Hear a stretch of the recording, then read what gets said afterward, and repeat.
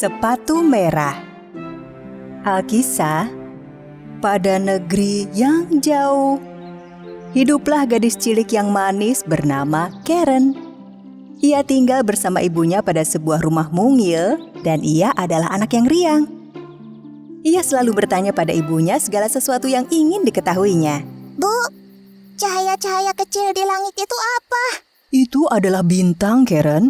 Tiap orang yang hidup di bumi akhirnya berubah menjadi bintang dan bersinar di langit selamanya. Karen hanya punya sebuah mainan, satu pakaian, dan sepasang sandal kayu yang dipakainya jika pergi. Sandal kayu buatan ibunya itu tidak nyaman. Namun, hanya sandal itu yang ia punya. Suatu hari, ibu Karen jatuh sakit. Karen harus pergi ke kota membeli obat untuk ibunya. Di tengah perjalanan, ia menemukan sepasang sepatu merah dalam kotak di pinggir jalan. Sepatu itu berkilau indah, sehingga Karen terdorong untuk membawanya pulang. Lihat, Bu, aku menemukannya di pinggir jalan. Bagus sekali kan? Pas untukku.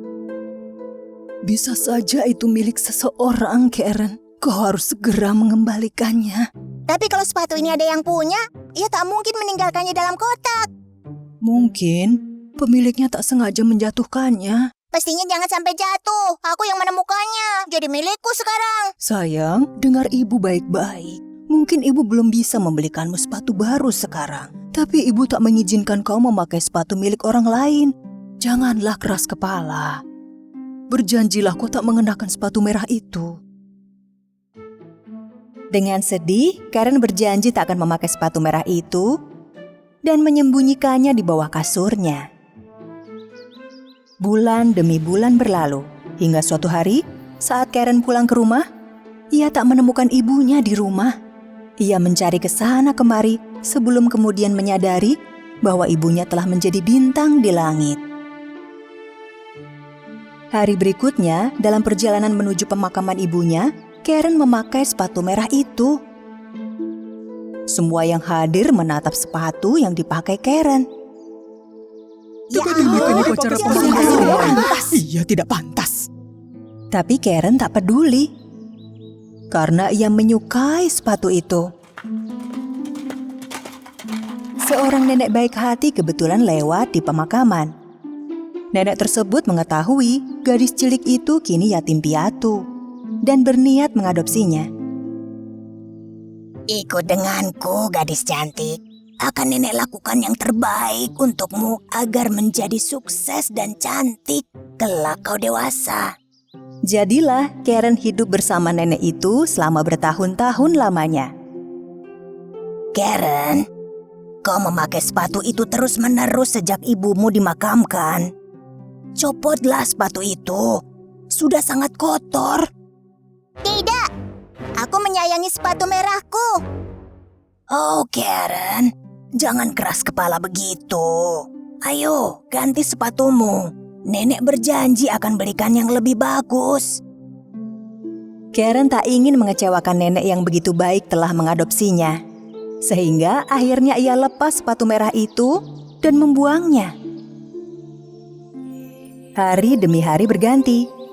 Suatu hari saat Karen bermain di kamar barunya dengan baju dan mainan baru, nenek membelikannya sepasang sepatu baru.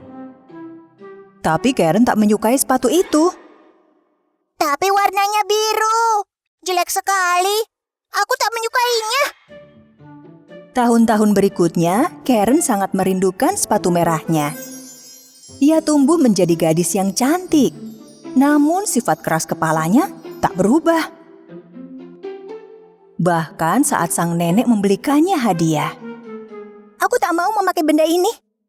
Tapi nenek merajutnya untukmu. Aku tak mau makanan ini. Buatkan aku kentang goreng.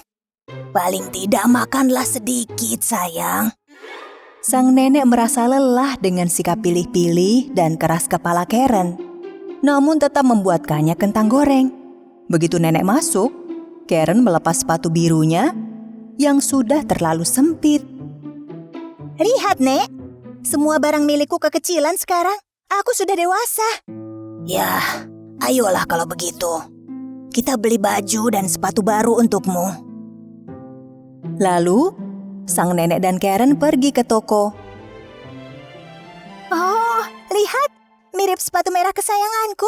Aku harus memilikinya. Ayo beli yang ini. Karen, kau tak butuh sepatu merah mewah. Kau perlu sepatu yang tampak sopan kau kenakan. Misalnya jika kau kelak menghadiri pemakaman. Nenek hanya mampu membelikanmu sepasang sepatu. Kita beli sepatu hitam, lalu pulang. Nenek sudah lelah. Aku tak peduli. Jika nenek tak membelikan 2 pasang sepatu, aku bertelanjang kaki saja mulai saat ini. Gadis kecil. Andai saja kau tak keras kepala. Nenek membelikan sepatu hitam untuk Karen dan menghabiskan sisa uangnya untuk membelikan Karen sepatu merah berkilau itu juga. Mereka harus pulang berjalan kaki. Kaki sang nenek terasa sakit selama perjalanan dan ia tak sanggup mengikuti si manja Karen. Dan Karen tak peduli. Ia berjalan pulang mengenakan sepatu merahnya.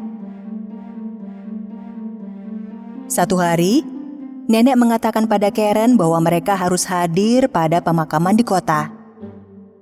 Karen, pastikan kau memakai sepatu hitammu. Kalau tidak, kau akan dianggap tidak sopan di pemakaman. Karen menatap sepatu hitamnya di kamar, lalu menatap sepatu merah itu juga. Ia memilih memakai sepatu merah. Kala meninggalkan rumah, ia menutupnya dengan gaun. Sehingga nenek tak melihat sepatunya. Namun di pemakaman, semua orang melihat sepatu Karen. Berkilauan di bawah gaunnya. Mereka membicarakan Karen dan sepatu merahnya di pemakaman. Dan betapa tak sopannya yang mengenakannya. Begitu gunjingan mereka sampai ke telinga sang nenek, ia menjadi marah. Karen, kau tak dengar apa kata nenek dan memakai sepatu itu lagi. Kau ini keras kepala, Karen. Tunjukkan rasa hormatmu. Seorang bangsawan muda nan tampan kebetulan lewat dan terpesona dengan kecantikan Karen. Ia mendekatinya dan berlutut lalu memberikan pujian padanya. Oh, kau sangat cantik dan begitu lembut memakai sepatu indah ini. Tuanku, kau membuatku tersipu. Kau pasti pandai berdansa. Aku mengundangmu untuk hadir pada pesta dansa di istana malam ini. Datanglah. Begitu gembira dengan tawaran bangsawan itu, Karen mulai menari. Namun beberapa saat kemudian, ia tak dapat berhenti menari. Mengapa aku tak bisa berhenti menari? Apa yang terjadi? Karen meninggalkan sang nenek dan bangsawan itu tatkala ia menari. Karen, kembalilah. Meski beberapa saat sang bangsawan mengejarnya, ia akhirnya kehilangan Karen. Sepatu merahnya menjadi lebih keras kepala daripada Karen sendiri. Sepatu itu membawanya hingga ke puncak gunung dan membuatnya terus menari siang malam selama 3 hari. Kaki Karen terasa sangat sakit, sehingga ia berteriak tiap kali melangkah. Meski terjatuh di lumpur dan duri-duri tajam menancap, sepatu itu tetap menari. Cukup. Aku sangat lelah. Aku tak akan bersikap keras kepala lagi. Aku berjanji. Berhentilah. Tolong berhentilah. Berhenti. Begitu Karen berjanji tak akan keras kepala lagi, sepatu merah terlepas dari kakinya dan Karen terjatuh ke tanah. Sepatu merah itu terus menari tanpanya. Karen menemukan tongkat dan pulang dengan berjalan pincang kesakitan. Kakinya sakit sekali. Ia menangis bahagia begitu melihat rumahnya. Sang nenek menyambutnya di depan pintu. Mereka pun berpelukan. Aku tahu aku keras kepala. Namun aku berjanji tak akan seperti itu lagi, Nek. Begitu Karen mengubah sikapnya, keadaan menjadi lebih baik. Satu hari, seseorang mengetuk pintu. Ia adalah sang bangsawan tampan. Karen, akhirnya kita bertemu. Aku berusaha mengejarmu, tapi kau menari begitu cepat. Bagaimana kau melakukannya? Karen gembira melihat kehadiran bangsawan muda nan tampan itu. Saat itulah cinta Karen dan bangsawan muda bersemi. Begitu meninggalkan sikap keras kepalanya, Karen hidup dengan lebih tenang dan bahagia. Pada zaman dahulu, di negeri yang jauh, hiduplah seorang gadis yang sangat cantik. Ibu Cinderella sudah lama meninggal. Itulah kenapa dia diasuh oleh ayahnya. Suatu hari, saat ayah Cinderella menikah lagi, hidupnya berubah drastis. Istri baru ayahnya dan 2 saudari tirinya pindah ke rumah Cinderella. Sejak pertama kali bertemu, ibu tirinya tidak tahan melihat Cinderella. Ibu tiri dan kedua putrinya sangat cemburu akan kecantikan dan kebaikan hati Cinderella. Saudari tiri Cinderella tidak secantik dirinya. Selain itu, mereka kasar dan manja. Suatu hari, karena alasan pekerjaan, ayah Cinderella harus pergi jauh. Dan itulah pertama kalinya saat ibu tiri dan saudari tiri Cinderella mengubah hidupnya jadi neraka. Saat Cinderella ada di taman berbicara dengan burung kesayangannya, ibu tiri mendekatinya. "Mulai hari ini, kau akan tinggal di loteng. Kau akan mengerjakan semua pekerjaan rumah, dan aku tak mau melihatmu berkeliaran dengan pakaian ini."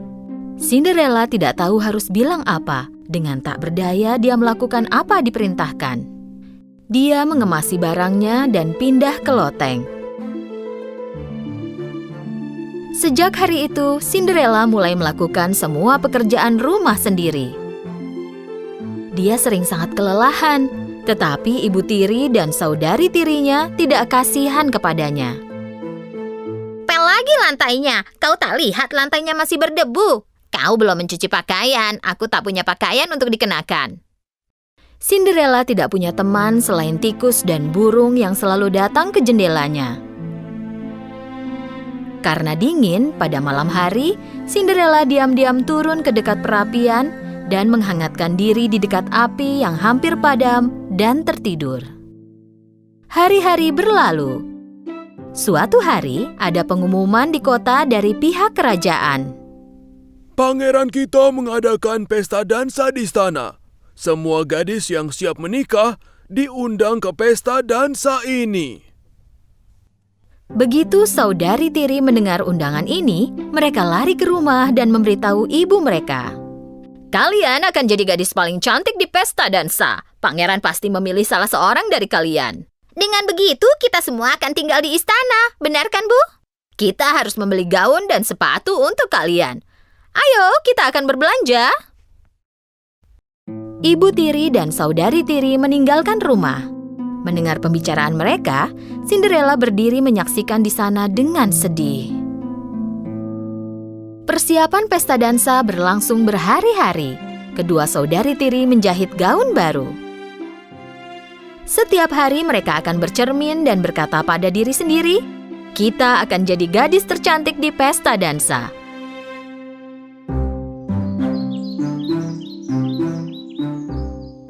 Akhirnya hari besar itu pun tiba. Saudari tiri bangun sangat pagi dan mereka pun memanggil Cinderella. Cinderella, Cinderella, cepatlah kemari. Kau dari mana saja? Cepatlah dan siapkan air mandi kami. Sepanjang hari itu, Cinderella membantu saudari tirinya bersiap-siap. Hei, sisir dengan perlahan. Kau akan mencabut rambutku. Menjelang malam, mereka selesai bersiap untuk pesta dansa. Kalian terlihat cantik, Nak. Cantik sekali. Cinderella memberanikan diri dan bertanya kepada ibu tiri. Apa aku bisa ikut ke pesta dansa juga, kumohon? Siapa kau? Ya, katanya semua gadis muda boleh datang. Ini gaun pesta dansamu. Pangeran mencari istri, bukan pembantu, sayang. Ayo anak-anak, jangan sampai kita terlambat ke pesta dansa. Dan pastikan kau menyelesaikan semua tugas sebelum tidur. Ibu tiri dan saudari tiri Cinderella pergi ke istana. Dan Cinderella menangis di rumah sendirian.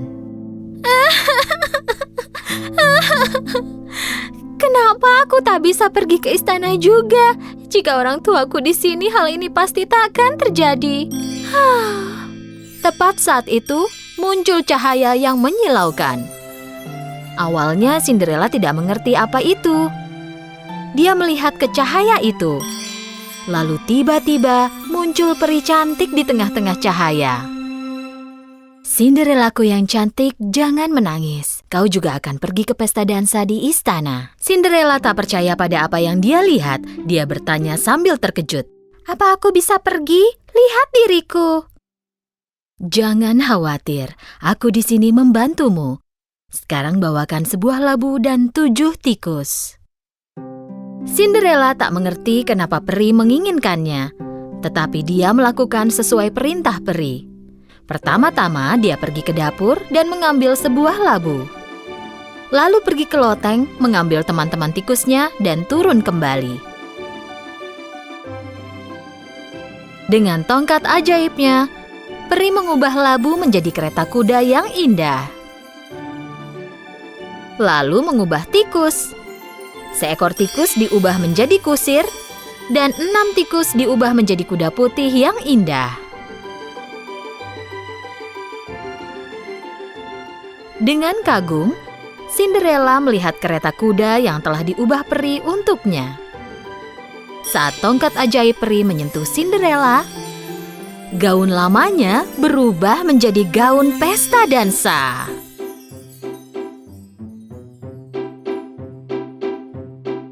Dan sandalnya berubah menjadi sepatu kaca. Aku terlihat seperti putri. Sekarang saatnya pergi ke pesta dansa. Jangan lupa, kau harus pulang saat jam 12 tepat. Karena saat itu, semuanya akan kembali ke asalnya. Cinderella mendengarkan perintah peri dengan seksama. Lalu dia naik ke kereta dan mulai pergi ke istana. Kereta indahnya berhenti di depan istana.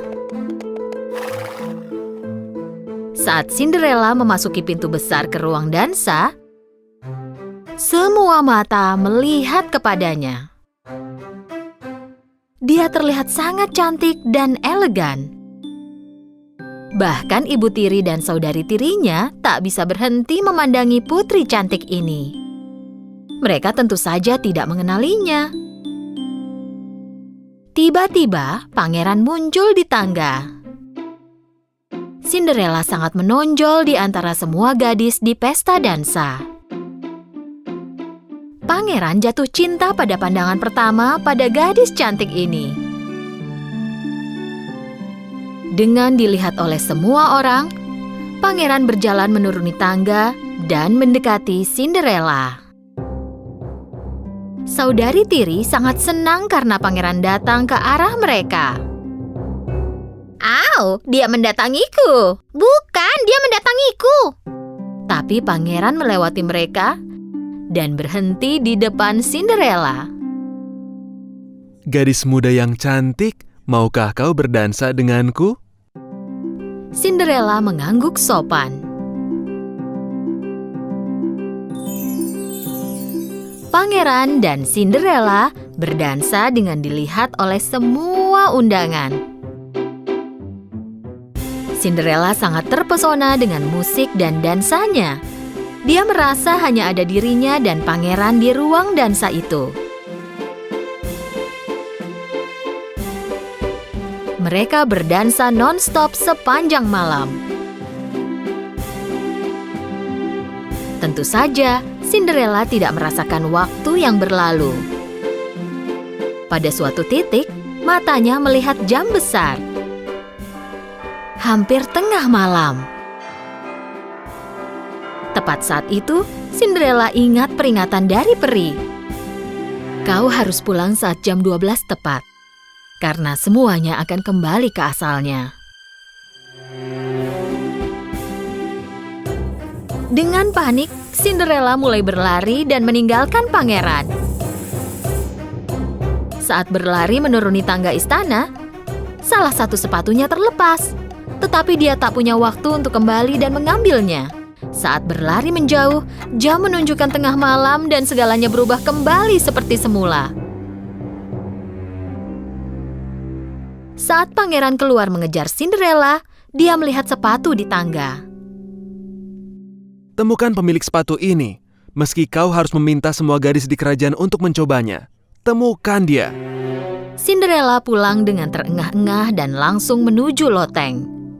Dia mulai memikirkan malam yang dia habiskan bersama pangeran. Dia tahu kesempatannya takkan ada, tetapi dia tetap jatuh cinta kepada pangeran. Hampir mustahil bagi pangeran untuk menemukannya, dan meski ditemukan, pangeran takkan mengenalinya. Pengawal pangeran mengetuk setiap pintu rumah di kerajaan dan mencari gadis pemilik sepatu ini.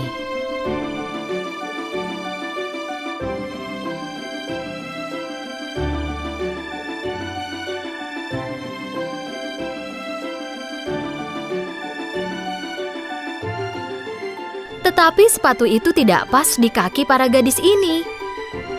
Akhirnya pengawal pangeran tiba di rumah Cinderella.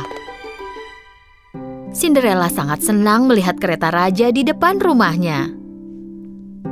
Saat dia akan keluar kamar, ibu tirinya muncul di pintu. "Kau mau kemana? Kau juga ingin mencoba sepatu itu?" Sambil tertawa jahat, ibu tiri mengunci pintu loteng. "Tidak, jangan pergi. Kumohon buka pintunya. Menyedihkan sekali. Apa yang akan pangeran sukai darimu?" Pengawal membiarkan saudari tiri kurus mencoba sepatu, tetapi kekecilan. "Lihat betapa pasnya sepatu ini."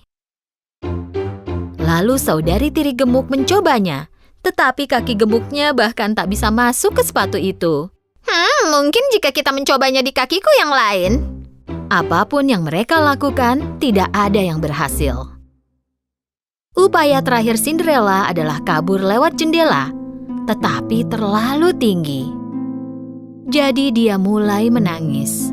Melihat Cinderella menangis, teman-teman tikusnya datang. "Ibu tiri mengurungku. Dia pasti punya kuncinya." Seekor tikus keluar dari bawah pintu dan berlari ke bawah. Ibu tiri ada di pintu bersama pengawal pangeran. "Kenapa tak datang lagi besok? Hari ini mereka sedikit lelah. Kaki mereka pasti membengkak." Tikus melompat ke rok ibu tiri dan mengambil kunci dari sakunya, lalu berlari ke loteng. Tikus itu menyelipkan kunci di bawah pintu. Cinderella sangat senang saat melihat kunci itu. Setelah membuka pintu, dia berlari secepat mungkin. Bagaimana kau bisa keluar?" "Berhenti, tolong jangan pergi. Aku juga ingin mencoba sepatu itu." Ibu tiri dan kedua putrinya tertawa histeris.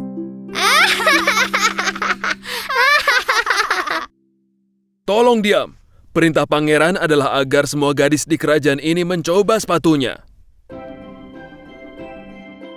Saat Cinderella mencoba sepatu itu, semua orang kaget. Karena sepatu pas sekali. "Gadis muda, apa kau pemilik sepatu ini?" Cinderella mengangguk mengiyakan. "Silakan ikut kami ke istana." Cinderella pergi ke istana bersama pengawal pangeran, dan mereka membawanya kepada pangeran. Saat pangeran menatap mata Cinderella, dia tahu gadis itulah yang berdansa bersamanya malam itu. Pangeran memegang tangan Cinderella. "Akhirnya aku menemukanmu. Maukah menikah denganku?" Dengan mata haru karena bahagia, Cinderella menerima lamaran pangeran. Mereka menikah dan hidup bahagia selamanya.